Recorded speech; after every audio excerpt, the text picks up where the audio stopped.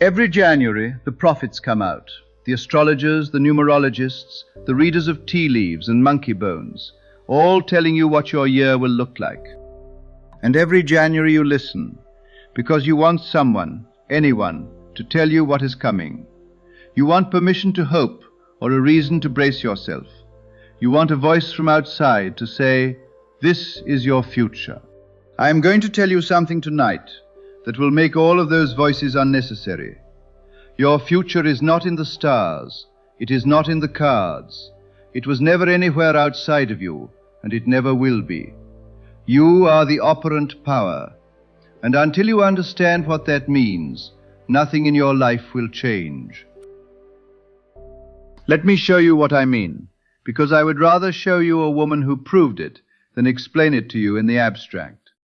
A woman came to me. Her name was Mrs. Roosevelt, the daughter-in-law of the late president.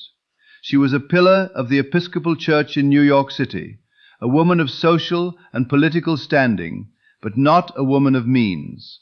Her husband worked for a salary. The demands on the Roosevelt name were enormous, and at the end of every year there was nothing left. Every summer, for over 20 years, she had rented her Manhattan apartment, and with that payment she opened her country home in Long Island. This year, for the first time, no one had shown any interest. The season was slipping by, and without that rental she could not open her home. She came to me and said, "What must I do?" Now, before I tell you what I told her, I need you to understand one thing, because this is where every prediction, every horoscope, every outside voice breaks down. I understand why you look outside yourself. It is the most natural thing in the world. When your life feels stuck and the future feels heavy, of course you want someone wiser, someone with a chart or a gift, to look ahead and tell you it turns out all right. It feels like relief. It feels like being taken care of. I am not going to mock you for that, because the impulse behind it is tender and human. But it is also the one thing keeping your future exactly where it is. No one can tell you what is going to happen to you, regardless of what you do. That is not how this works. A true prophet does not say, "This will happen to you no matter what." A true prophet says, "If you go so, the result is so." Your future is not fixed, it is conditioned. It is conditioned entirely by the state you occupy. And a change of state is a change of your world. A medium will tell you your fortune and that you be anything you want in the meanwhile. That is a lie. The only way their prediction comes true is if you leave that room believing it. You did the work, not the tea leaves. That is what I mean when I say you are the operant power. The world does not act on you, it responds to you. And it responds to whatever state you occupy, without exception, without negotiation. So here is what I told Mrs. Roosevelt, and it was the simplest instruction I have ever given. I said, "If you rented your apartment today, where would you sleep tonight?" She said, "In my apartment, as I always do." I said, "No, you rented it. You are not taking in boarders. You rented the whole place." She paused. She said, "Well, in the past, I always had a few days of grace to prepare. But if someone wanted it immediately, I suppose I would go straight to my home in Long Island, even though it is not ready." I said, "That is where you sleep tonight." She looked at me and said, "That is not practical." I said, "I am not telling you to sleep there physically. I am telling you to sleep there in your imagination. Your imagination is the real you. Go to bed tonight in Manhattan, but in your mind, fall asleep in Long Island." And here is the part that separates this from wishful thinking, because what she did next is the exact mechanism, and most people skip it entirely. She did not just picture her Long Island home. She proved to herself she was in it. She got out of bed in her imagination and walked through the door into the next room, a room that could only be entered from her Long Island home. She thought of her Manhattan apartment, and she saw it away in the distance, across the East River, not under her, not around her, across the water. She gave the scene every sensory detail she could, the textures, the sounds, the familiar feeling of that house, until it felt as real as the bed she was actually lying in. That is what prayer actually is. Not words, not begging. The word prayer in Scripture means motion towards, nearness at, in the vicinity of. She moved, in her imagination, to the place where the wish was already fulfilled. She was not hoping to go to Long Island. She was there, and then she fell asleep. And faith, as I define it, is what she did next. Faith is a simple surrender of self to the Spirit of God.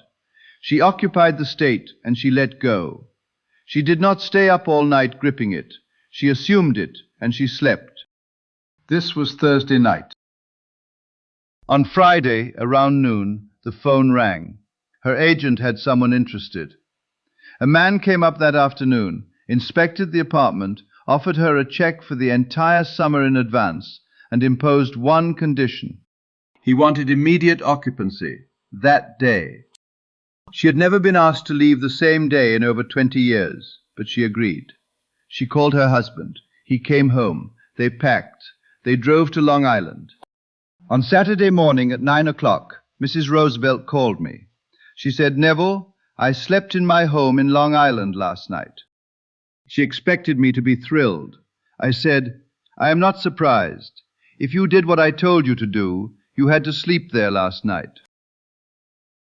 Did anything visible happen on Thursday night?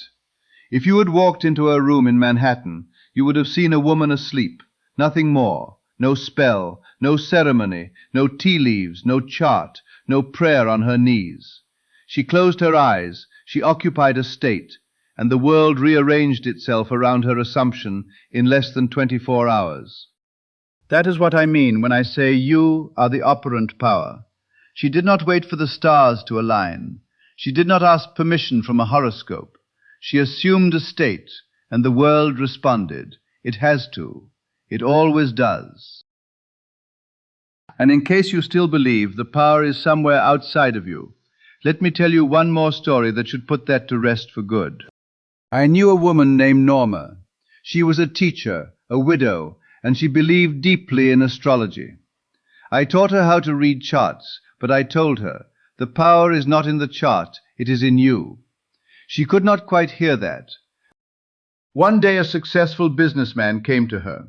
She drew his chart, read it with complete conviction, and was so certain of what she saw that she told him to pay her the $100 now, before the prediction even came true. He said no, he would send it after. He left.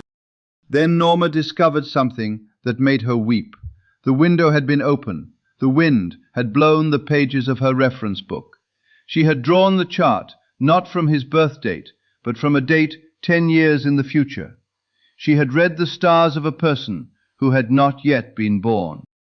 She was in tears when I arrived. She said, "The chart was wrong. The whole thing is ruined." I said, "Did you convince him?" She said, "I think I did." I said, "Then it is done." That evening, a messenger arrived at her door, a Western Union check for $100. The chart had nothing to do with it. The stars had nothing to do with it. Her conviction did. She was the operant power, and she did not even know it.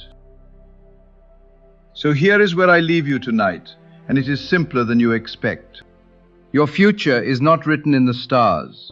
It is not in the cards, or the numbers, or the predictions of anyone who claims to see what is coming for you. Your future is in your state. It is in the assumption you fall asleep in tonight. If you want your future to be different from your past, you do not need a better horoscope. You need a different state. Occupy it the way she did. Not in words, not in hope. Go there in your imagination. Prove to yourself you are there by noticing the details that could only be true if you were. And then surrender, let go. Fall asleep in that state and let the world catch up. And think for a moment about what that actually means for you.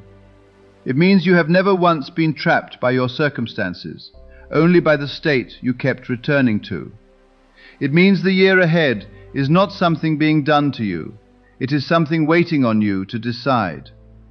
Every closed door you have been staring at has been waiting for you to walk through a different one, on the inside first. You are not late. You are not unlucky. You were simply never told that the pen was in your own hand.